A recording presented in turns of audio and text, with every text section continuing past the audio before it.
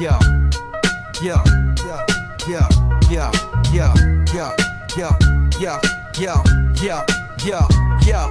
Yo, step right in, it's a funky display. Talking shit, today's the vibe we portray. No filters, no rules, just letting it flow.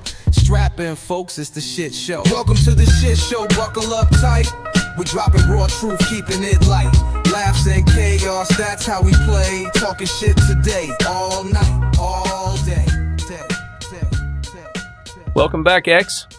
Welcome back, Lumpy. Episode 15. 15. Yeah, I'm really glad that we're out of the whole Spanish translation thing because I ran out after 4. No, it was 8. Really, we had to go up to the ocho. Oh, indeed. So yeah, I'm glad we're past the Spanish part because, well, this would be the quince. Okay, which you know a little bit about that up and coming. I do. So, but how you been, man?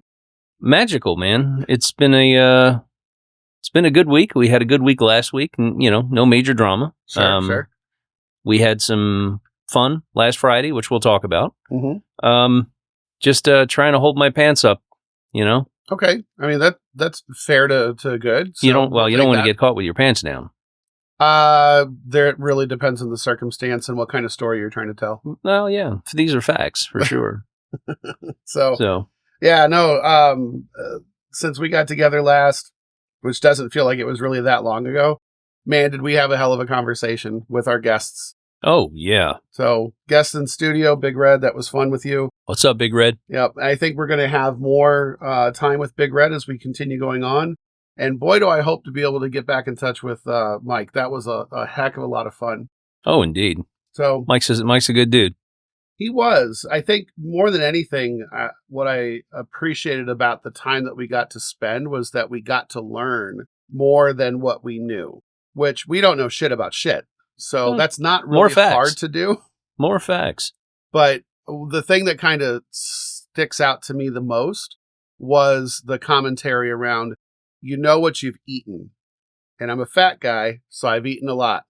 That whole conversation, it not only was it pretty hilarious, but it just hit home with how to develop a palate. And, we kind of break on people that are like, oh yeah, the Skittles in this are just fantastic. But there's some truth to if you have enough diverse things on your palate, then you'll be able to recognize some different things. Plus, he did say training like an athlete, and I think I took that seriously all last week. Yeah. Well, I like training. So today we get to spend some time with some more folks. A little bit later, we're going to have a friend of the show on, Bourbon Don, who's going to be talking about his escapades, if that's the right way to say that word, and everything else that's going on. So we're looking forward to that. We're going to have ourselves a good pour. I'm really looking forward to this. This is a bottle that I got when I was on a business trip in Michigan. Might have several good pours, the way I see it. We'll do that. Well, isn't every pour technically a good pour? Yeah. As long as it doesn't have a white label with green words on it. Yeah, that say Evan Williams. I shouldn't shit on that. That's somebody's go-to. So, well, yeah, Blanton's is somebody's go-to as well. And the price points are way different. Well, you just spewing facts today, buddy. Hey, you know what? They call me General for a reason.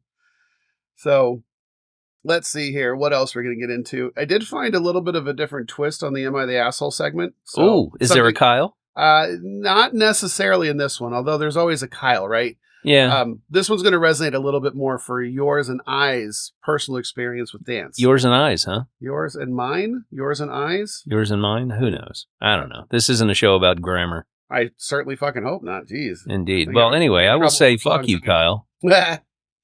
And yeah, we need to do a bro check. We need to get in and talk about that. And then you actually alluded to it already. We're going to be talking a little bit about this wonderful experience we had last Friday with some fantastic pours. And we got to meet some fantastic people. Yeah, including the founder and owner of Rare Character. Yes. What a cool experience and set up for things to come. But we'll get there. Leave that a bit to a mystery. Keep holding your pants up, people. That's going to be the theme of the show today is keeping your pants up. Indeed. I'm going to have to remember that for titles when we get this thing published. I like it. So, well, let me go ahead and pause here real quick. Mention something super important. So for everybody listening, if you're new here, hit that follow button right now. We're on Spotify. We're on Apple Podcasts. You can find us on Amazon Music and YouTube, and pretty much anywhere that you find your podcasts. If go ahead and like this episode, drop a comment, share with somebody who needs it. It genuinely helps more than you know. All right, let's get into it. Let's go. Was in a glass. Was in a glass. Sip slow, talk slick, made the good times last. Clink it one time, then we run that track. Talking shit today, what's in a glass? 2 mics, 1 vibe, big grin in the room. Notes in the air like a bassline groove. Sniff, sip, then the truth gets passed. We don't start the show till we answer. What's in a glass?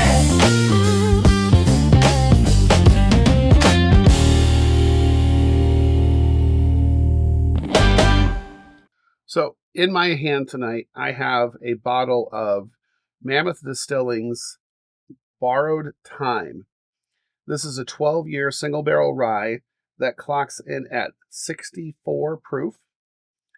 This one says that this is bottle 630 of how many I have no idea. But what I can tell you about this is I got this bottle when I was up on a business trip in Michigan, and you know what kind of fan I am about Mammoth. Oh, yeah, me too. So have enjoyed their hazmats. I've enjoyed their number 3. They actually have a number 4 rye out now. Okay. So just more keep coming. And as long as I've got friends that are up there and I get the chance to keep going back to Michigan for work, I have a pretty good chance of getting some more good Mammoth. So this 12-year single barrel rye, it's out of Traverse City, Michigan. Here's what makes it a little bit interesting, as I've mentioned before about Mammoth Distilling. So they generally source aged Canadian rye. The barrels that they've been sleeping anywhere from 9 to 26 years. So they've got some really long age statements in some of their bottles. They bottle everything under their own label. This particular one, like I said, is 64 proof. 64 ABV. And it's a single barrel. So only one barrel of this particular kind exists. And like I've also mentioned before, they grow all their own stuff. And they actually grow their own rye when they're doing their own blends and distilling it. So the combination between blending it with their own stuff and with the Canadian whiskey that they procure, I think it so far makes things pretty darn good. So it's a grain to glass. Yes, sir. Are you ready for the pop? Oh, let's go. Let's see here. It's normal, typical Mammoth bottle. Let's see what we got here. That was wet. All over you.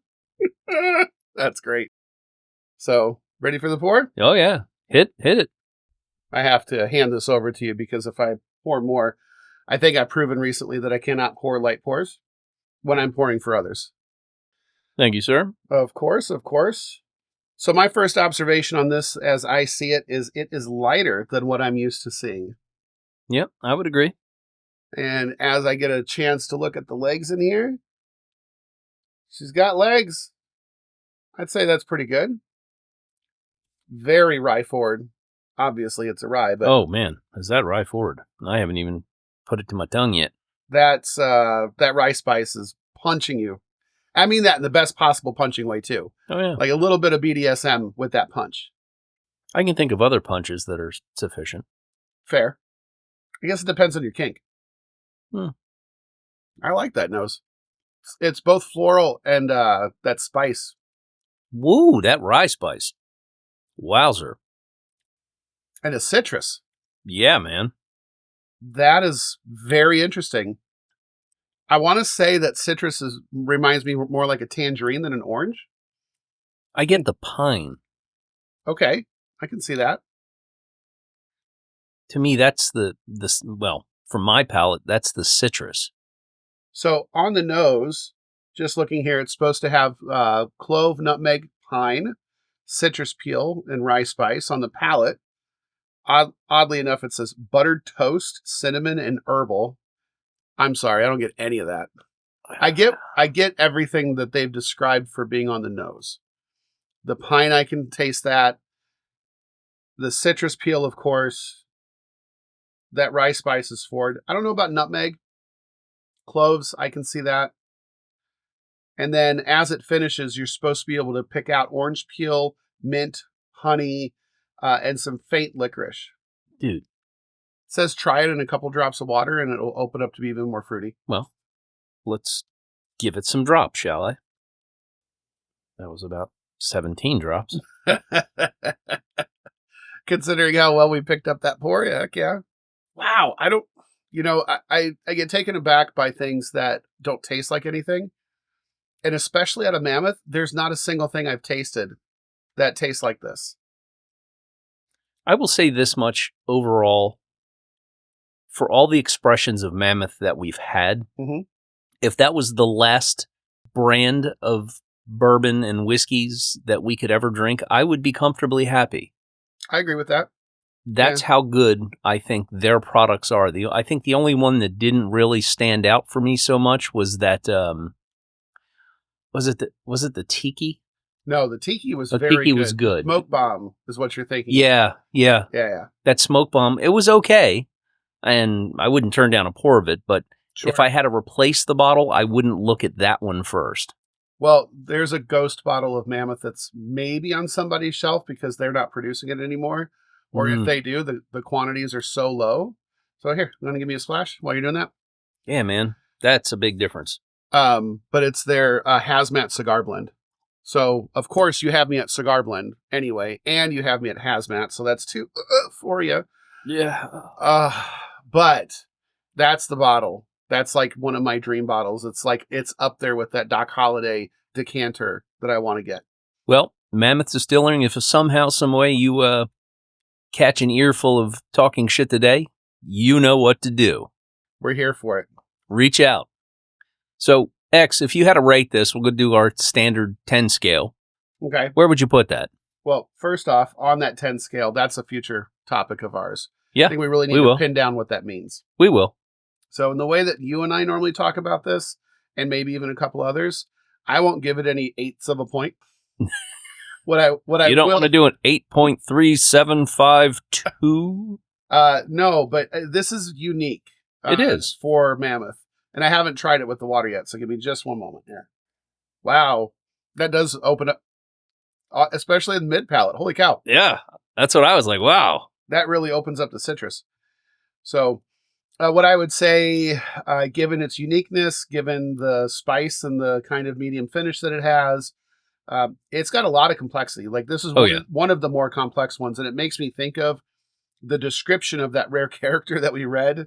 Oh, yeah. Remember, it had like 17 different notes, and we only got like 3 of them. This one has a lot going on, so I would solidly give this an 8.5. Easily. I would go with an 8.5 on that. So, yeah, Mammoth, you keep kicking it out of the park, hitting it out of the park, punching it out of the park, whatever you want to say. I love what you're doing, and I can't wait to get more. Indeed. Well, Lumpy, in our episode here, we get the privilege to be able to spend time with more interesting fellows. We've got Bourbon Don from Bourbon Trading Cards. Bourbon Don. So, Lumpy, I am so glad to bring the Bourbon Don on. So, Don, welcome to the show. Welcome, Don. Thanks for talking shit with us today. I'm really looking forward to it. Already having fun, so thank you so much. Of course, of course. So for the folks at home, in case you don't happen to already know who this masterpiece of a artist is, let me just go ahead and kick off with that. Don's been spent your life as an architect. In retirement, you decided that with inspiration from your son, who was working at a place called Justin's House of Bourbon, that you wanted to put your talents towards bourbon. And you started drawing up very real-to-life images, stylized, of course, but these real-to-life images. And some of the favorites that I have are some of the really large cards that I've got because of the detail that's there. So absolutely love it. And then you hit on an idea, if you don't mind taking us through it, of turning these into an actual collector's item. Yeah, tell us about the genesis of the trading cards. Yeah, and actually it's almost exactly a year ago. So it was spring training baseball. And I'm not a huge baseball fan. I used to be, but I've kind of become more of a casual fan. But it was on. It's summer in Florida. I turned it on just to watch it. It made me feel good because it was kind of crappy last year weather-wise. So I turned it on watching baseball, and it just really reminded me of collecting cards. And I collected cards when I was a kid. My mom eventually gave away my collection, which was probably worth thousands, but probably only worth a couple dollars. But just like when my mom got rid of all my Star Wars toys. it's a story. It's a universal story of woe that happens there. Yet your stuff is at home, Yep. and your parents are like, "What do you want me to do with your stuff?" And it's like, I don't know. And then all of a sudden they give it away for like $5, and somebody's got a collection. Yep. So it's happened to all of us, well, no matter what you were collecting. So baseball's happening last spring, and I'm like, I've been drawing bottles for my son. Justin's House of Bourbon is a really cool store. They have one in Lexington, one in Louisville, Kentucky. It's almost like a museum. So it's like a liquor store to have a big collection, but they have a huge collection of bourbon. And they have a lot of old antique stuff, a lot of decanters. And they have beautiful displays. It's really much like a speakeasy kind of setup. So very, very nice place. And my son's working there. He knows a lot about it. So he's pointing out his bottles. And I'm like, wow, these are pretty awesome. So I just started taking photos of them. And I had literally hundreds. I've probably now drawn 600 bottles. Wow. So at the time, I just started taking pictures of these bottles. They're all really cool. And I developed a little bit of a style because I kind of wanted to make them so that they were all relatively uniform in terms of the colors and the techniques that I used. And then when baseball spring training came up about a year ago, I was like, I really should do something. I said, maybe trading cards. So I ran that by Brent and said, what would you think of me doing trading cards, like a bottle on the front and stuff about the bottle on the back? And he thought it was a great idea. So I started prototyping it. I looked up old baseball cards and what they look like and the styles and the way it kind of appeared, the way the front and the back. And I developed some prototypes during basically March, April, May. And I had an Instagram page that was kind of nascent. I only had a couple hundred followers. And I was making posts of the bottles and doing interesting things that people started liking. I started growing. And I said, well, once I get to 1,000 followers, I think maybe I'll be legit enough that people would want to hear what I had to say or see what I had to draw. So I started developing it April, May, June, July, and then August came around. I hit 1,000 followers. It was August of last year, just about 7 or 8 months ago. I said, let me prototype some cards. Well, but Don, let me also jump in here. 1,451, sir. So congratulations on those milestones. Thank you. It's slow and steady. And the bottom line is to have fun. I am a retired guy. I'm doing this for fun. I have some money set aside it's kind of like my fun money. So I'm using a lot of the same things that I think a lot of you guys have. So my son buys bourbon bottles all the time. And you were actually talking about the Kyle thing where he won an auction and resells it on the secondary market. That's a big thing. My son makes a lot of money buying and selling bourbons. For me, I'm just buying and selling stuff to make my trading cards, getting them printed, laminated, mailing out to friends and all that stuff. So, that's really where it started to happen, where I started meeting people online, and there were a couple guys that were really into at least what I was doing. So I said, hey, I'll send you some free cards, open them up and let me know what you think. And I know that you guys have done a version of that where I sent you the cards and you gave me your impressions. And I started getting really excited because people were getting to that nostalgic, I'm 12 years old, I got a pack of cards, and I'm like, what did I get?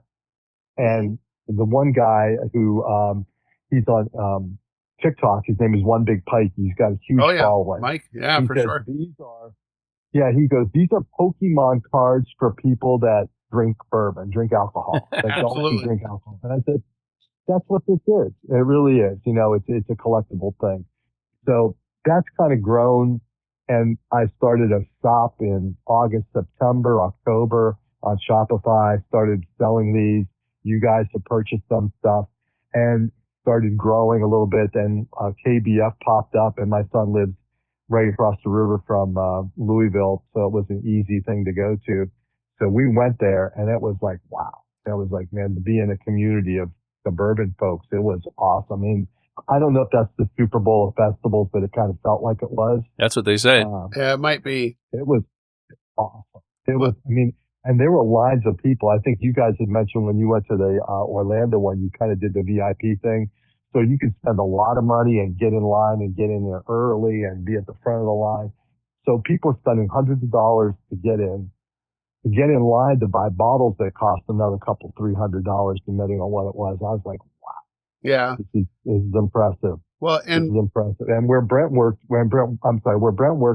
people would come in the store and spend $2,000 and $3,000 on bourbon. So I was like, wow, for sure. crazy. Well, and just to let the folks at home know, we're talking KBF is the Kentucky Bourbon Festival. And it was your pursuits at the Kentucky Bourbon Festival, which is how I found you to begin with. It was a gentleman who's a TikTok creator in the bourbon community called Fat Man that was reviewing these cards. He just opened them up, said, I was just at KBF and I got these cards. Let's see what this is about. And I knew right then and there, I was like, I got to track these down. And at the time, you didn't have a store. It was the modest Instagram account. And that's when I reached out. I said, dude, I've got to know more about these things. These are too cool. So, yeah. So I'm glad to hear it. I told you how impressed I was that you did all that work to track me down. I mean, that flattered me to no end. Well, I got to say, it's absolutely worth it. I'm looking for the lifetime sets. So when your subscription service goes live, let me know. You got it. But I will also say, like, it's been a little while since you and I have had the chance to speak. We talked about coming on the show a long while ago. Now you're finally here, and you've done a lot since then. So just looking at some of the festivals you've been to, you said you've been to Bourbon Con. You've been to the New York City Whiskey Fest, Kentucky Bourbon Festivals in the playbook this year. So tell us a little bit about your pursuits. Where you've been, what you've been doing with that. The main thing I'm trying to do is I love to do distillery tours, and when I do a distillery tour in advance, I try to make a little package for them and the team. So, for instance, I went to Rabbit Hole in Louisville. So there's a lot of distilleries right downtown Louisville. So Rabbit Hole was one of them. And so, for instance, I would make a card with a rabbit hole, and I think they have an artist series, and they're really into art, by the way, that particular brand. So they have bottles that are very creative, and when you go there, there's artwork all over the place that they make their labels. So I felt like I was really at a nice home place for somebody doing creative work. But I'll do a card, trading card for the brand. I'll do the 5x7 one, which is the larger format. Then I'll do the one that's more traditional size. A normal trading card is 2.5 by 3.5, which is like a playing card, a deck of cards. Right. And then I'll put in a couple other cards, and then I'll stick it in a little envelope, 5x7. And after the tour, I'll introduce myself and tell them what I'm doing, and I will give them, say, here's the little gift for you. And just introduce myself with no obligations, try not to be a salesperson. But I love doing that. So we try to travel all over the place. So I've been to several distilleries since then. And so when we were in Louisville, we went to Rabbit Hole, Michter's, which is a great tour. And I don't know if you guys are you familiar with Rabbit Hole, by the way? I am familiar with, but I have not tasted. As I have never had it either. I would like to, but that's a little tough to find here in Florida. Oh, it is. Yeah. Okay. How about Michter's? Oh, absolutely. Yep. Yeah, because Michter's they have some pretty expensive, high quality, rare stuff. And I enjoyed that tour quite a bit. I actually was on a plane flying to Louisville, and I happened to sit next to a guy from New Jersey who's a salesperson for Michter's. Oh, wow. And I was sitting drawing on my iPad, and he goes, "Hey, what are you doing?" And I just explained to him. So I became friends with him. We just kind of keep in touch, and he arranged for me to have a tour there. And then I gave them a little envelope with the cards and made some friends there. Speaking of the Michter's card, so as I'm going through my unicorn card set that I've got here, I'm looking at that 20-year Michter's, thinking to myself, like, I'm sure that's really better in person, but these cards are beautiful, man. So I got to ask you, I see that on your repertoire of distillery tours, you made a stop at Peerless. Yeah. And between General and I, Peerless is definitely one of our favorite expressions. And I say that we've had quite a few of them. There's one or two that we haven't had. How was that tour? That tour was great. Not a huge place. Again, it's downtown in Louisville, so you don't have to go very far. And it's a very interesting tour. It has a real old history to it. So and that's, to me, that's the interesting part, again, because I'm not a bourbon aficionado by any chance, by any stretch. The history of these stories, and they have long legacies. That's a very old brand. So it really had a good history. Lots of old great photos in that place. And the juice was actually very nice. I do a lot of just tasting, and it was great. And my group that I was with, including my son who couldn't make it tonight because he's not feeling well, he was like, wow, this stuff is really good. So Huge Peerless fan sitting here. That might have to be stop one on the bourbon tour when we go. Yeah. And that's the cool thing. If you go to KBF, I mean, Bardstown is maybe less than a half an hour from Louisville. So when we were there for that weekend, the town was polluted with bourbon people just going from place to place. And you can almost walk to a lot of these. So it was very, very exciting. So one other one that I have a question for you on, sir. Looks like you've made your way to the other side of the globe, down under, to New Zealand. Is it Cardrona or Cardrana? Yeah, Cardrona. So tell us a little bit about that. Yeah, I've always wanted to go to Australia. So this will start where I didn't go. I've always wanted to go to Australia. I'm a big pro tennis fan, watching tennis. Okay. And I wanted to go to the Australian Open, and that's like in January. But couldn't make that happen.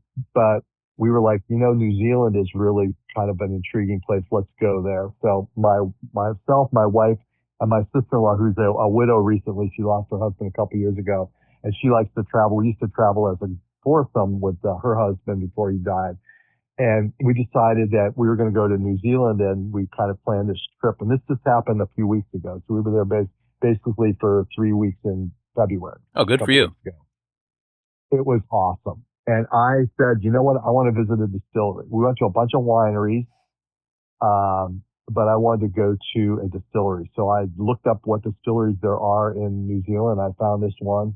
I made a card for it, and I did my little thing, went on a tour. Place is absolutely beautiful. Very kind of a windy road, kind of out in the country, probably 40 minutes from a town called Queenstown, which is maybe a town of 20, 30,000, but beautiful little town. And that was a fantastic experience. Very, very good experience. I actually brought a bottle back that I gave one to my son and one that we kept. And they also do vodka and gin. Okay. So if you get a chance to look it up, Cardrona. Sure. So tell us about the whiskey. How is Kiwi whiskey? It was actually very good. They do rye, and then they do traditional, I guess it's whiskey because nothing can be bourbon from outside the United States. Right. But they had, theirs was more kind of like a Scottish style. So their equipment was from Scotland. And they kind of have that traditional style, but they had the pipe still. They had the barrel still. And they're beautiful stuff. And really nice presentation. And you have beautiful views. And when you're in New Zealand, the views are fantastic. It looks like you're looking at the Alps. You have these snow-capped mountains. Wow. So we were in this area where it was just a beautiful thing. And the whiskey was very good. My wife is not a connoisseur, but she has a relatively good palate. My sister-in-law, decent, and they both really enjoyed it. And I thought it was very, very good. It was not super premium price. And I don't even know, they sell it a little bit in New York, in the States, but kind of really limited. And you start learning that for people to sell whiskey in the United States, you have to really go almost store to store to sell it. The distribution is really tedious. So, I'm sure. I was just going to say, my understanding, and that's the hardest hurdle for a lot of these small distilleries, is the distribution side. Yeah, absolutely. I wouldn't want to have to do what they do. And you could tell that they kept mentioning, you don't do it for the money, you do it for the love. So, and this is a female started this particular brand, and she's there, but she's kind of like absentee. But they had a lot of people, and the person who did our tour is from England. And a lot of people come there and kind of do the tour and stay for 2 or 3 years with their visa, because everybody has like these limitations on immigration. So they get like a 2 or 3 year visa to come and live there, and they learn about it. So, wow. Yeah, it was founded by a woman. Her name is Desiree Reed Whitaker. Okay. And they're really into single malt production. Yeah. And they were talking about all their local barley, and their water's really great and all that. So it was awesome. I enjoyed that. And it looks like they like to do things with finished whiskey as well, because one of the first ones I'm looking at, and the color is very light, looks very delicate, but it's a single malt that's finished in sherry casks. And you've got me on 2 good counts right there. So, Don, I'll get you a card. I'll get you a card from that, by the way. Oh, you made Fantastic. one. I did, yeah. I made it for the Otago Pinot Cast Single Malt Whiskey. I just kind of picked that out because it kind of looked cool. Okay. So, Well, let's go back to your cards here. So tell us a little bit more about the cards themselves. What's on the front? What's on the back? Is this a product evolution or response to like collector feedback? we're actually evolving. So I currently do my typical card is the front of the card is a big image of that with some decorative border and the name of the expression and the name of the specifics for that expression. And I typically keep it to that. The back of the card, I repeat a smaller version of the bottle, scale it down. And then I try to include some generic stats, like, where the distillery is, the proof, the type of whiskey, if it a malt whiskey is a single barrel, whatever it happens to be, any age statement that might be done, the mash bill, which I'd say about half the time they'll list the mash bill. Other times they're kind of Yeah, we run into vague that or too. They don't disclose it. Yeah, And then they're very the aloof availability. sometimes on those. Do a little brief summary, just something that would be interesting, because I think that what most people are doing are, you've never heard of this brand, so you're kind of curious about it, or you are an owner of it and you could kind of match it up with your collection. You'll need to That's my find their typical rookie card. stats and get those included on some special rookie releases. Well, because you were talking about when you collected cards as a kid, you were collecting baseball cards. Well, obviously we're a little bit different in years, but my collection was mostly basketball cards. And when I finally got a hold of a Jordan rookie card, like that was the epitome for me. So I get that. It's fun that you get to create something special. Have you found anything or received feedback on something that's really that fan favorite? Yeah, a couple of them. I've done the cards for Old Carter. Okay. And people like that. What I did is I tried to find cards, or at least images of cards from all different decades. I went back to the late 1800s to what they call the cigarette cards. And if you've ever seen those, it's a skinny version of a baseball card. Sure. It's probably 1.25 inches by 3.5 or something like that. So they were designed to be slipped into a pack of cigarettes. Oh my God, I haven't seen one of those in years. They are cool, and they're very unique. And if you see one, you can tell the style is very old school. It looks like it's from the late 1800s or very early 1900s. Very decorative, delicate borders of lines, usually a solid color. It's all faded. The card's wrinkled. It has this very antique-y kind of look to it, distressed. So I found some of those cards, and I was like, those are really cool. And then I tried to find a brand that kind of had a traditional style. And my son knows Mark Carter, who's of Old Carter, and that's kind of a brand that's been around for a little while. Okay. And he knows Mark. So I was like, okay, you're going to use this old 1800 style, and I'm going to make a card for Mark that kind of has his bottles on it. And people really like that because it just has this super old school kind of look to it. That's great. So my next question for you, Don, and I'd like you to describe this for me, the bourbon flag. What's the story behind that? That actually started before the trading cards. So I was making these bottles and I was trying to think of things to do with them. One version was the trading cards, but before that I was like, I don't know, I have so many of them, and I'm not sure if it was my son or myself, but I was kind of like, maybe I'll do like a flag. So I did 2 pieces of art specifically. One was for the state of Kentucky, because my collection is probably 55, 60% of all the bottles are from Kentucky, and the rest of them for everywhere else. And then I decided to make an American flag. So I said, instead of stars and stripes, the stars will be bottles and stripes will be bottles.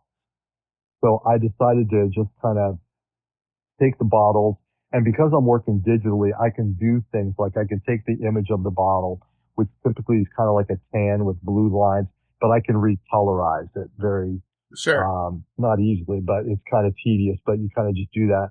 And I decided to make a flag that looks like the U.S. flag, but everything that would be making the components are bottles of bourbon. So on that flag is probably I think a little less than 200 bottles of bourbon. Well, that's a great concept. So, last thing I want to ask you right off, Kentucky bourbon. What makes these resonate with the card collection? The Kentucky bourbon in particular, Yes. people tell me that, like, specifically anybody from far away, specifically outside the United States, people like from Japan, it's like mythical. It's like this great, it's the Coca-Cola of beverages. Like, oh my God, Kentucky bourbon. It's like, you have a Kentucky bourbon? That's the unicorn. Sorry, I had to go. Jack Daniels, oh my God. Jack Daniels. They go crazy.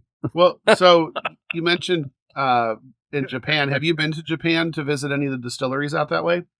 I have not. I did go to Vietnam, and I did visit a distillery in Vietnam. Interesting. Can you tell us about that? Yeah, it was great. It was another one of these things where we were on a trip to Vietnam, which is an awesome trip. And it's kind of weird because I was kind of in between. I was not old enough to be in the Vietnam War. I have a sister who's 5 years older than me, who would have been like number 4, and she'd been drafted as a guy. Okay. Oh, so goodness. I was, I wanted all that. So you go to Vietnam we went last year, so it's 2025. And there's all this stuff because they won the war. So, and they like Americans. I mean, I didn't feel like a stranger or feel like an enemy or something because they beat us. So I think they're a little cocky about that. It's a weird phenomenon when you go there. But I said, I would see if they have a distillery. So I found this distillery called Songkai, Songcai. And we went and visited the distillery, and first of all, it's another one of these beautiful places, very small, very quiet. Sure. And I did a card for them, same thing. And they were like, they just were like so flattered that somebody would do that. You can't find their stuff in the United States, so I bought some and brought it home. Okay. And what was your take on it? Experience. It was okay. It was Fair. It was like, and again, I am the worst person to ask about that because stuff that's really strong and high proof, I find it to be like, wow, this is very like medicinal, like jet fuel. Fair enough. That's kind of where I am with that. But that is just somebody who doesn't drink bourbon. So you have to take that with a pound of salt. I wouldn't use me as a barometer. It may actually be pretty good stuff, but that's just me. Well, no, I mean, the experience of going there was great. I loved it. I think if something's great, almost everybody can admit that it's great. The only time that I've seen that not work is when I've given Lumpy really great scotch. And he's not a scotch fan in any way, shape, or form. Well, I know you guys have your strong opinions about Blanton, right? It's just overrated. Listen, it's not a bad product. It's just, I think we got completely turned off because honestly, Don, my first bottle of Blanton's, just standard single barrel Blanton's, was $150. And it was the hype. And actually, correction, I paid $145. The guy gave us $5 a bottle discount because one of our friends was with us when we bought it, and he bought one too. And it was our first bottle of Blanton's. And then we brought it back, and we had these 2 lovely horse-drawn grenades of this mythical juice that everyone talked about. And I was like, well, you know what? I got this $50 bottle of Wild Turkey Rare Breed that's much better. Yeah. Well, and honestly, when you first get started on this sort of thing, you really do kind of, I don't want to say fall prey to, but you don't know what else is out there. So you hear what people are chattering about, and often they're talking about the highly allocated bottles, the Buffalo Trace Antique Collection, everything in the Weller's Rainbow, and the Blantons and all that, and they're all good in their own right. As far as Blanton's goes, though, it's just like Lumpy said, it's just overhyped. But we've had horse racing. Okay, there you go. So those little horses on top I thought those were cool. I thought the bottle was unique shape. So again, not being a drinker of bourbon, I was looking at it. That bottle's cool shape, and they got this little theme where all the horses are different and stuff. I go, that's pretty cool. But obviously, the stuff inside is the bottle is the coolest. I am a fan of a well-designed bottle as well. I think that's all part of, like, the package is all part of the experience. And so one of my favorites is just happens to be incredibly simple. It's Kings County Distilling, right out of Brooklyn. Yeah. And that bottle and label and the label, right? Like everything is just typographical, lowercase, simple font. It's like somebody typed it on an old typewriter. Yeah. And just I got a bottle in a Secret Santa exchange. And even though that juice is well gone, that bottle's still on my shelf because it's just that cool. The level of simplicity is just it's just so simple. It's like an old school bottle. I think it is the simplest bottle. It took me like 45 minutes to draw that one because there's almost nothing on it. Sure. You're right. And I can almost see Brooklyn, not really. I'm looking at Manhattan from where I live. I live right in New Jersey by New York City. I'm looking at the skyline of Manhattan. And wow, I got family there. Well, come up. We definitely have to make arrangements to go on a distillery tour. You bet. There's 4 distilleries in New York City. Most people don't know about it. So there's Great Jones. Yep, heard of them. Kings County. We know there's them. Deptha Creed. Okay. And the fourth one, Fort Hamilton. Yeah. Well, so we have a story about Fort Hamilton. If you didn't mention it, I was going to say it. We have a pseudo friend, a person that we were part of their TikTok group for a little while, and we get to participate in a barrel pick from Fort Hamilton that they were curating. Oh, I got to say that was some of my favorite juice, not just because we picked it, but it was thoroughly amazing. It was probably one of the best bourbons outside of Kentucky that I think I've personally ever had. And we didn't buy enough bottles. Let's put it that way, Don. So let me know if you need more. I'd be happy to. Well, it's gone. Florida, it's gone. Well, I'd say that the default answer is yes, and it just depends on what they have now. so absolutely, Don, I gotta ask the card collector angle is wild to me. Like this is a whole other world. Are bourbon people and card people actually the same people, or are you bridging 2 separate fandoms there? I'm not quite sure yet. I mean, we're still in early days. I do know that some people are really confused because, first of all, a lot of people have never heard of it. So we're still in brand awareness world. Sure. They go, that's a really interesting idea. So let me put it this way. Most people that, if they collected cards and they're at a bourbon fest, they're like, oh my God. If they didn't collect cards, and they're obviously bourbon people because we're at a bourbon fest or whiskey fest, they're intrigued. Some people, when they get a hold of the cards and they have the visceral thing of opening it up and seeing what they got, and there's this like discovery, surprise, it kind of kicks into some childhood nostalgia, even if they didn't collect cards, because they can relate to the bourbon. So, they'll relate to a bottle, or they go like, oh, I never heard, I'd like to check this out. I've never heard of this toasted all bourbon, whatever. So I think we get a little bit of a hybrid. So who's the target collector here? Someone who drinks the bourbon, someone who collects cards, or someone who does both? What's your take on that? Well, I think somebody who does both. And I think another angle is that the spouses of, I don't know if you watch Fat Man. He's one of my biggest fans. He's the guy that you talked about. We've got KBS. So he did a post where his wife was kind of standing next to him, and he had ordered some cards. He got the Unicorns and Dusties pack.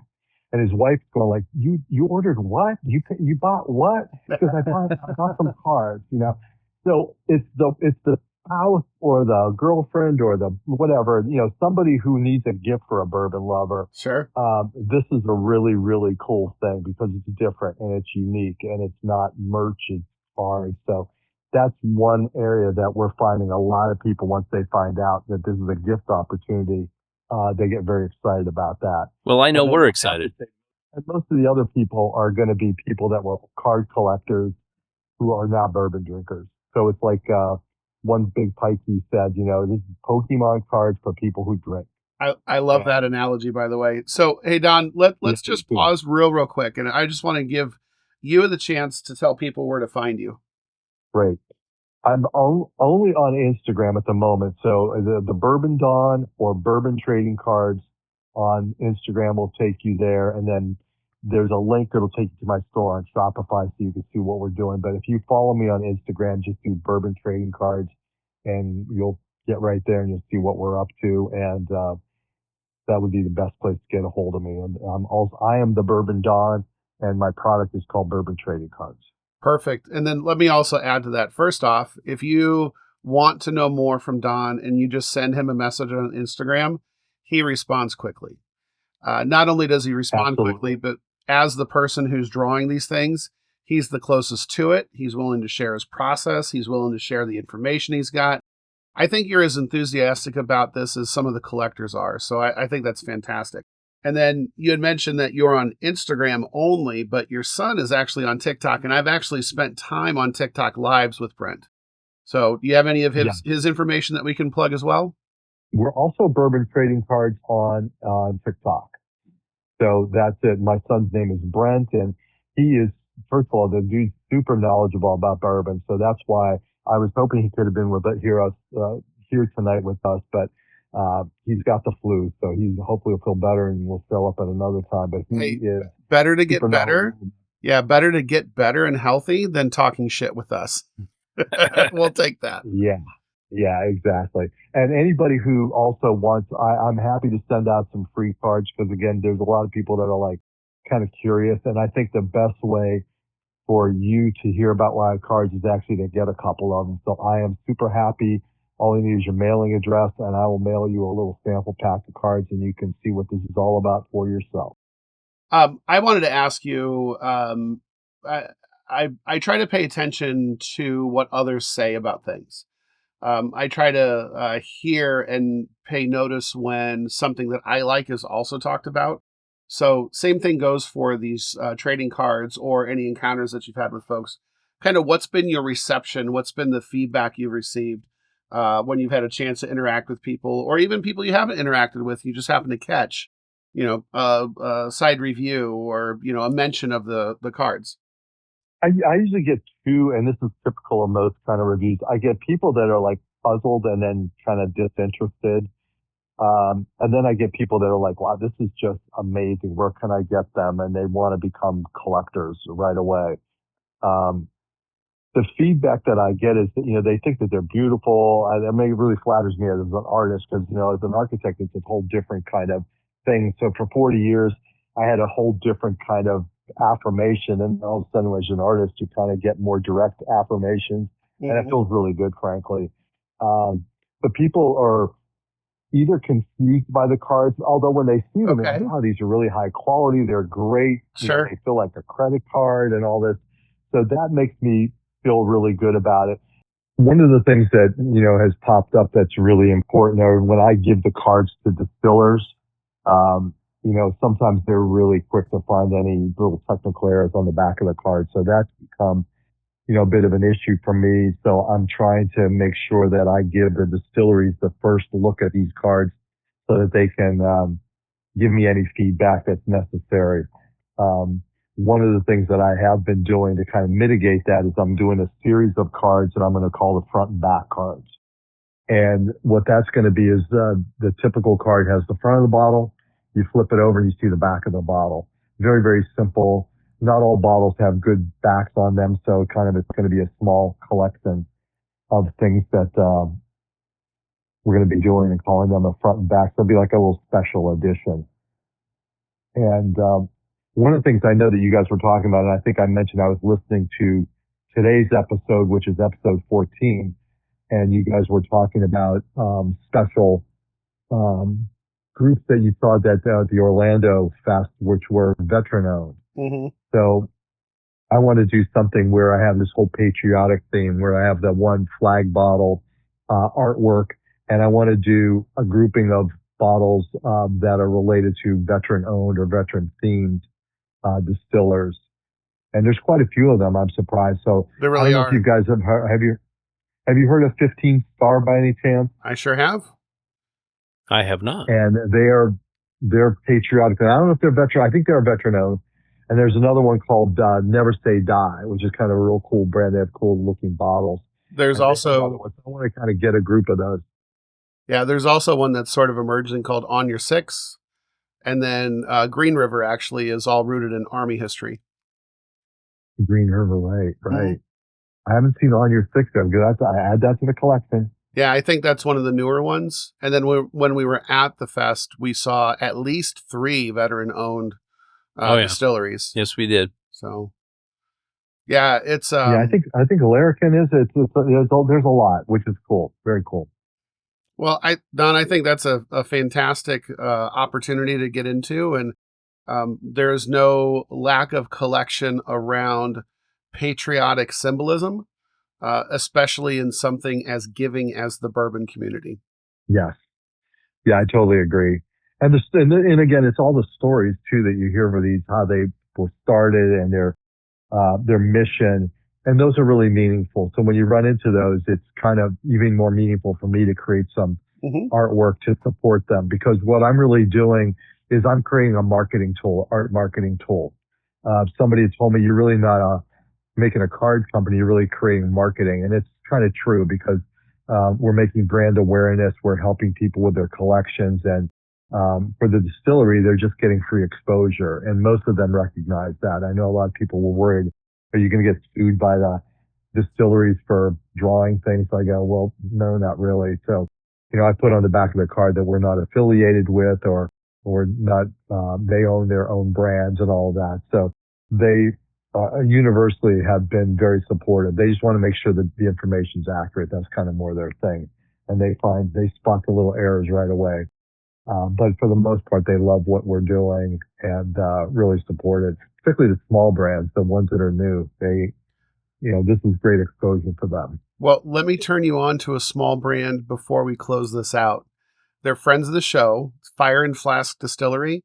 They are also out of Kentucky, and I'm just trying to remember the name of the city. So, Ryan, I'm sorry if you're listening.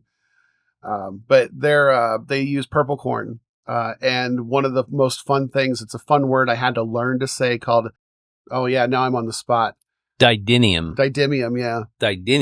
Didymium. Okay. Yeah. Well, yeah. You help me out either way. So it's a special purple glass that's used in glass blowing to protect the blower. The person who's actually working with the glass helps to save their eyes from all that brightness. So it is a really unique flavor. Ryan Luan and his wife are the owners and operators, and he's actually a veteran as well. So it's a great little place, and he's hoping to be able to open up distillery tours and all these things as he's growing. So, well, I'm on their website, and I'm going to find a bottle. Do you have any bottles in particular that you like? I don't know if they put out. I'm literally just looking at it for the first time here. So the Didymium Batch 7 is their standard batch that's out right now. And then they will have an annual release of a reserve that they've got just brewing in special barrels waiting for it to be ready to have its annual release. So I wouldn't say that they've got the largest of selections, but there are different things on the shelf out there, different batches that they've had. We were lucky enough to get a hold of a batch 4. When we first got introduced to them, it was batch 6. And now they're on to batch 7, which they say is going to be their standard batch. I'm so glad you pronounced that word, because I'm looking at it. It looks like Didymium. It does. Didymium or something like that. Right, you said Didymium. I was like, I would not have gone for that. I would have been Didymium. If it wasn't for the fact that Ryan taught me, I would not be able to do that well. Didymium. That's a cool looking bottle. I like that. I like the logo. Yeah. I like this. So I'm going to be finding a good picture of the bottle, and I'm going to be adding it to my collection. There you go. And I'll make sure that we'll coordinate on making sure they get a card. That's awesome. Thank you. Introduce myself by making a card and sending it to them. That would be great. Oh, Ryan will love that. I know that for sure. So, Don, I think we've used up a whole lot of your time here, and we've just had nothing but pleasure in spending this time with you. We've learned a lot. Thank you for sharing your journey with us. Thank you for sharing your ideas and just the things that you've been doing and the things that you want to do. So, before we let you go, is there anything that you'd want to make sure that the people know about before you are done talking shit with Lumpy and General X? And I was going to say, there was hardly any curse words. You guys usually let them flow, but I guess our conversation was a little more PG. Don't take this the wrong way. We had we had to tread lightly with our retirees. We love you, man. And we don't really know you, but, you know, as we get deeper into the pores, then the profanity definitely comes way out. So, Yeah. And I live in New Jersey, so the F word is kind of like it's like a verb. that almost. is That's the right. most versatile word in the English language, my friend. Truly is. Particularly when you're behind the wheel at a stoplight. You know, it tends to be a very natural thing to do. I was going to say my limited experience on the Jersey Turnpike, but yeah, It's a beautiful thing. that's a word to use. In terms of any closing thoughts, I mean, again, visit us on Instagram. Follow me. The Bourbon Trading Cards is all you needed to look up. We're the only ones there at the moment. And if you want some free cards, a free sample, all you need to do is DM me your mailing address, and I will send some cards out to you so you can see what this is all about. And we are going to be traveling all over the country and all over the world. I'm actually going to be going to Scotland and England in late July, September. So Wow. I'm going to be doing a lot of stuff related to Scotch and some of the whiskeys. So I know there's some of that stuff, and yeah, because I want to branch out. I mean, we call it Bourbon Trading Cards, but I've done sake, but I'm a couple things. I want to do cigar related things. There's a lot of cigar malts. If we want to represent that, maybe a little bit of beer, definitely some Scotch. Maybe a little tequila here and there. Those will be like little specialty cards. Well, So and we let wanna me represent the spirits industry. and Don, let me go ahead and turn you on to one of my absolute favorite cigar blends, and I think you'll find the bottle to be beautiful at that. Joseph Magnus. All of their bottles are pretty Oh. much the same, but the cigar blend, when you see the label, it's a little bit brighter than their bourbon label is. That it is. And it is cream soda in bourbon. It is one of my absolute all-time favorites that I've had. That's pretty amazing. I say that about a lot of bourbon. This one really is like my upper shelf. This is my, even with friends, it's like, let's just sip this just a little bit. Bourbon's meant to be shared, but not with everybody. And the color of that, I'm looking at it on the website. I mean, I've done a Joseph Magnus. I'm not quite sure which bottle I did. I love that because it's very decorative. It has that whole, almost the 1800 cigar Yes. card kind of feel to it, built Yes. into it. That's a beautiful looking bottle, and that cigar blend bourbon, that's a winner. So that's definitely going to be on my list as Awesome. well. So thank you for that. Well, Don, we can't. And I love suggestions. I love suggestions. So anytime you have them, throw them at me. We're happy to add to the portfolio. Well, Don, we can't thank you enough for your time being here. We appreciate the conversation. We appreciate your product. It's definitely great to look at because we're sitting here looking at them as we're sitting here talking to you. But again, thank you very much. And thanks for talking really shit with us appreciate today, it. Don. I totally enjoyed talking shit with you guys, and I'm going to go back to listen to I got a couple more episodes to listen to complete to be up to date, and I guess maybe we're going to be on number 15. I don't know. This will be 15 for sure. Yes, sir. Very exciting. I'm going to finish listening to 14. And So I'm kinda just last to say thank you. This was fucking amazing. Yeah. Yes, sir. There you go. Thank you so This is much. definitely tits. You guys are amazing. I really appreciate all the love and affection you've given to us, and you've been such a big supporter of us with some of your mentions on previous episodes. So thank you very much. And appreciate it. we will continue to give you props, my friend, as long as you keep doing what you do. I'm looking forward to meeting you guys in person. If you ever come to New York or I'm down in Florida, we will be getting together. I hope so. Absolutely. Don, have a good night, man. Thank you for your time. Safe Cheers. travels and cheers. So, Lumpy, that was a fantastic conversation with Don. I'm glad that we had him on. Oh, yeah. That was more fun than we should be allowed to have without more pours. Indeed. It was great. So what I will say is that I'm looking forward to connecting with another great human being in person, and if not in person, having him back. For sure. Yeah, So- indeed. The cards are amazing. We have them in our hands. We obviously don't have everything that the Bourbon Don produces, but what we do have is pretty cool, man. Yeah. And I wish him the absolute best in getting these out there to the world. And his evolution that he talked about, moving into other genres, such as beer and scotch and tequila. That's Sure. pretty cool. Yeah. Other people will get to experience what we have now. Correct. Yeah, I agree. I think that's fantastic. So I think we'll go ahead and we'll take this as an opportunity to segue. By the way, can you spell segue off the cuff without looking at it? Segway. Segway. Nope. Segue something or other. Segway. Yeah, it's weird. Yeah, It's okay. My asshole hurts. one of those weird words.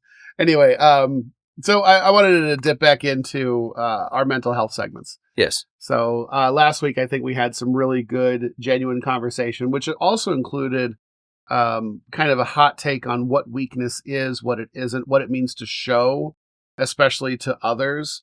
Are you willing to live for the people in your life? And so this one kind of piggybacks on the idea, but it goes into kind of when we try really hard and then all of a sudden things get quiet. Indeed. Before we dive deep into that, I have a very important announcement that I like to give out on every one of our shows. It's the Suicide Prevention Hotline, 988. 24 hours a day, call, text, chat. If you have something going on, make that call, man. 988 is the number. Or if you know someone who is in trouble, 988 is the number. 24 hours a day, call, chat, or text. Let everybody know.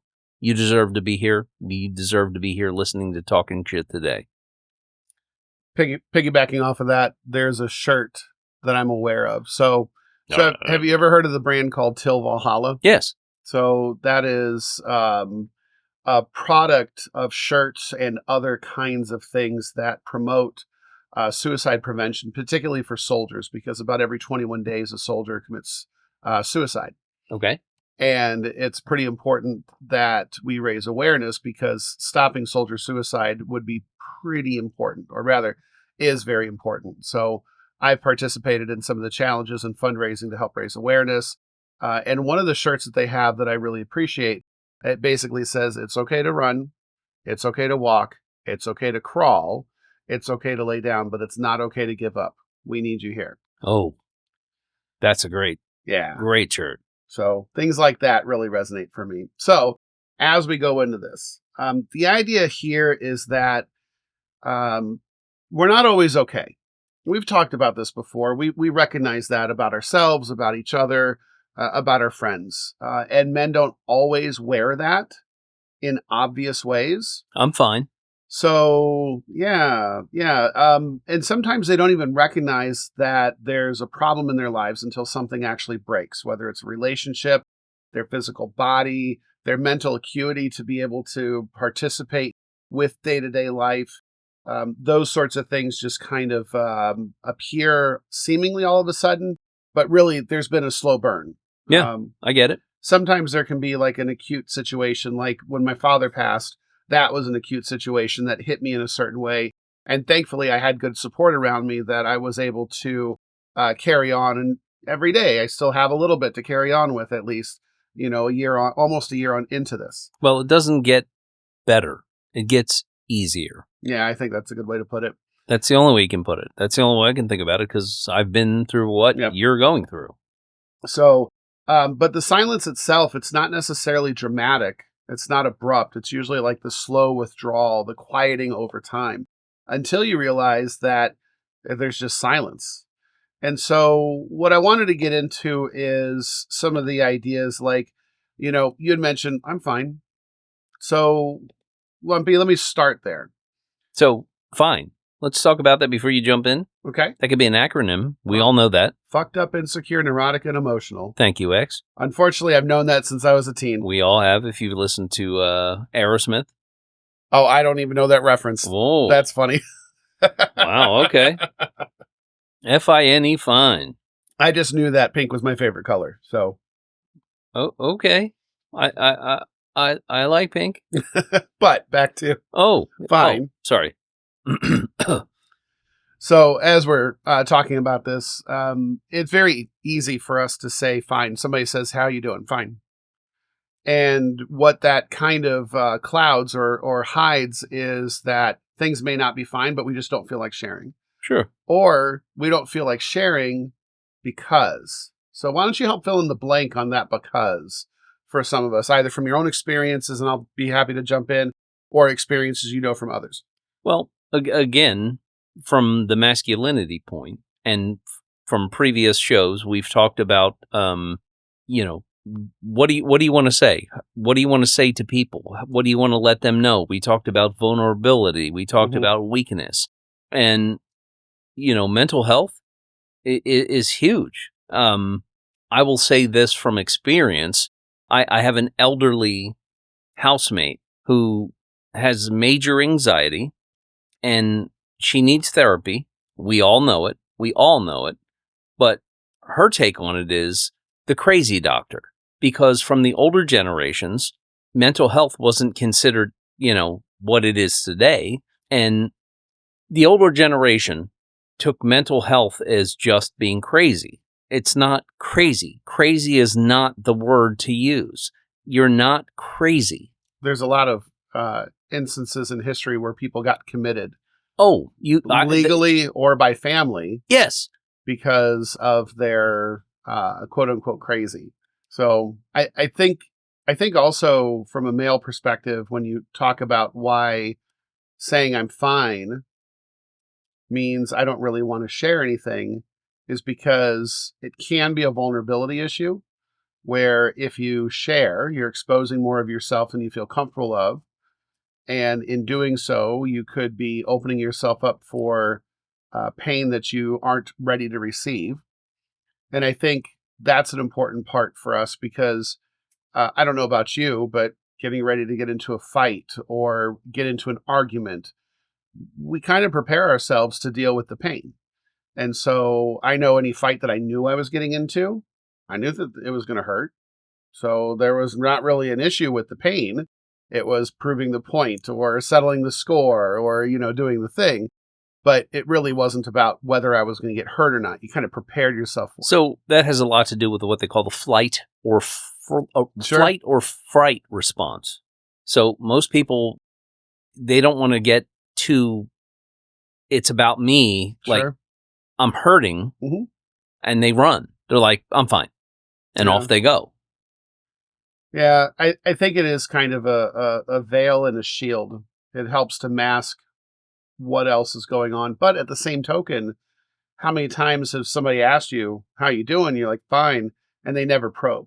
Yeah. So that's it. You don't need to worry about it. I'm fine. I'm dealing. I'm okay. I'm alive. We've both said it different ways. Right side of the dirt. I'm upright and breathing. Doesn't really matter what else is going on. Outwardly, we're able to say things are fine. But also, there's kind of this idea of this identity around self-sufficiency. And you could almost put it as far as there being an armor on that identity of self-sufficiency. So, nope, don't need anybody else. I'm doing fine. If I needed somebody else, then I'd be putting my burden on somebody else, and they don't need that. And I think when it comes to good friends, and I've heard this plenty of times when my friends have said, oh, I don't need that from you. It was, well, I'm not taking on your burden. I'm offering you help. I'm not dealing with being burdened by making the offer. It's my will to give help, to be there, to listen, to whatever it is that's needed.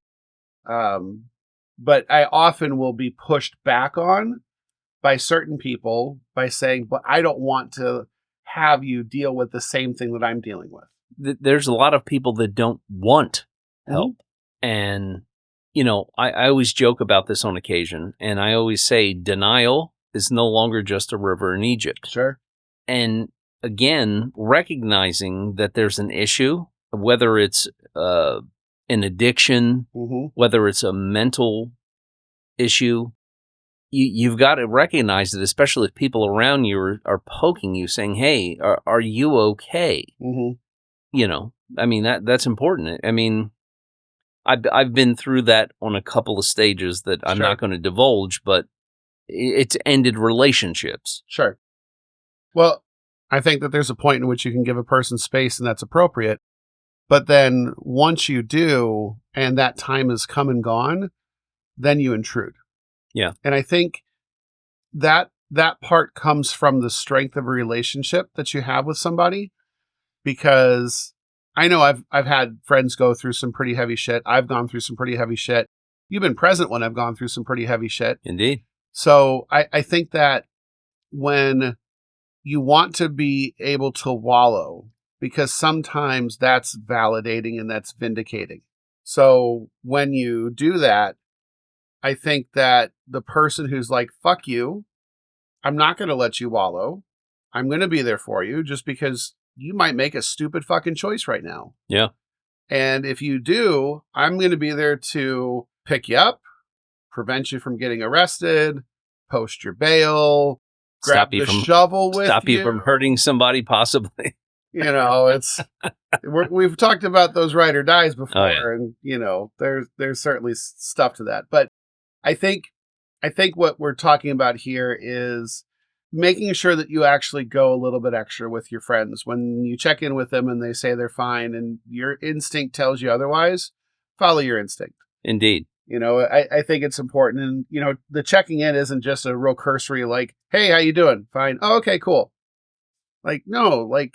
Don't just check in. Be like, every Tuesday you've got that text. You know, we've got group chats. I don't think I'd invite everybody to our group chat. You got to have some sort of sense of humor to be in our group chat. I'll just say that.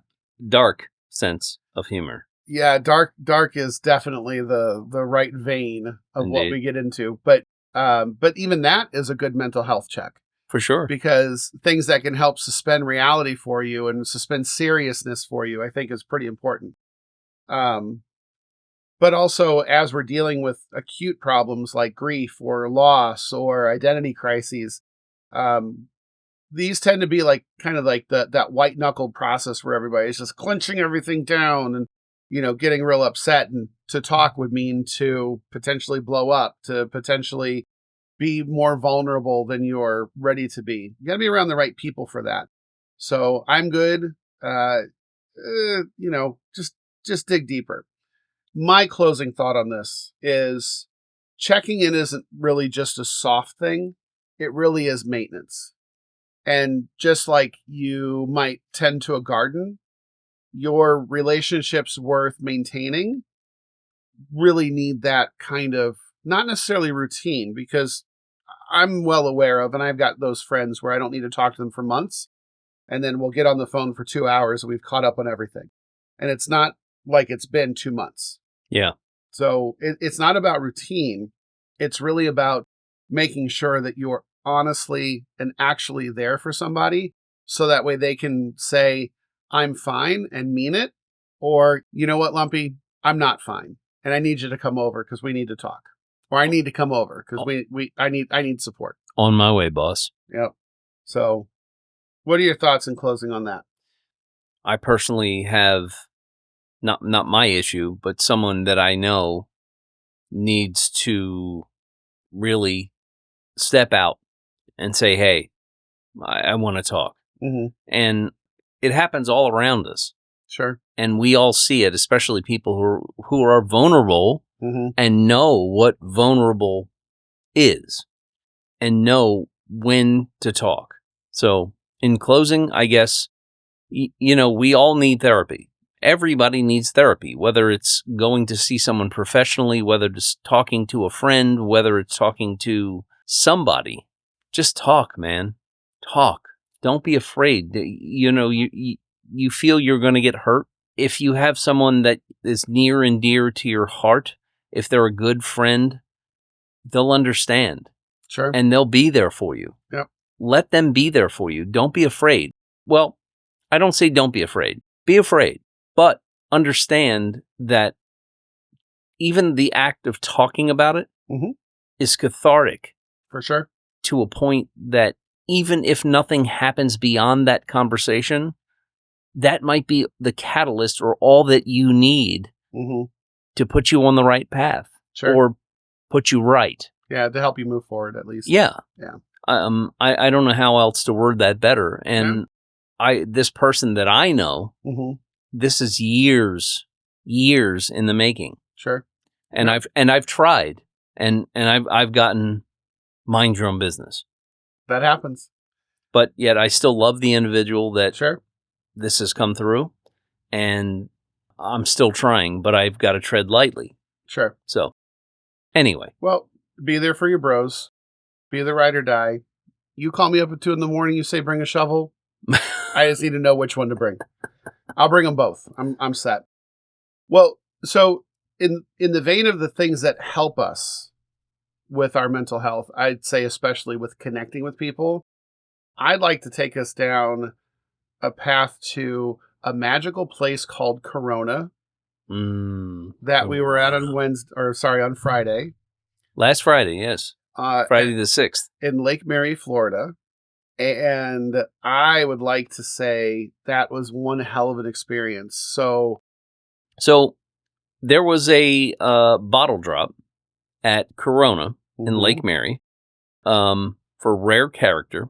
And we had gotten there slightly early. Only slightly. It was from 2 to 4 p.m., which we were very prompt to attend at 11:30 in the morning. Yes. We got to see some friends came in from Tennessee. We got to see Whiskey Witch, Whiskey Odin, who were so kind enough to show up there. They were on their way back to Tennessee, back to Valkyrie Mountain Farms. And we had some friends there. We had Big Red Whiskey. We had Slobby. We had some good friends there. We had some good pours prior to the bottle drop. And let me let you take it from there.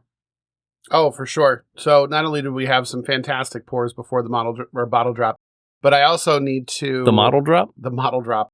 I also need to do some corrections from our last episode. So I had said that this was going to be a first store pick for Corona. Turns out it was not. This happened to be a release of a Black Angus rare character that they have. And there were only about 30 bottles there. Right? They set up 3 cases, and that was it. So it was a really limited offering that was available. So Corona is a franchise, and they have locations throughout Florida.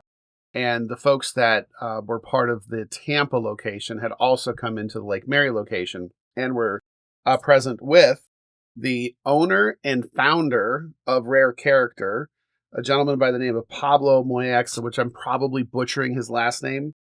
But Pablo was there to sign. Pablo was there to talk about his experience. And we also got connected with a gentleman by the name of Whiskey Gorilla. Yeah, that's right, the Gorilla. Yeah, that was a heck of a lot of fun. So not only did we get to have some really fantastic rare characters that were on display, but also this specific drop of that Black Angus, talked with the owner and founder of freaking Distillery. Like, what a cool opportunity. And we've done that before.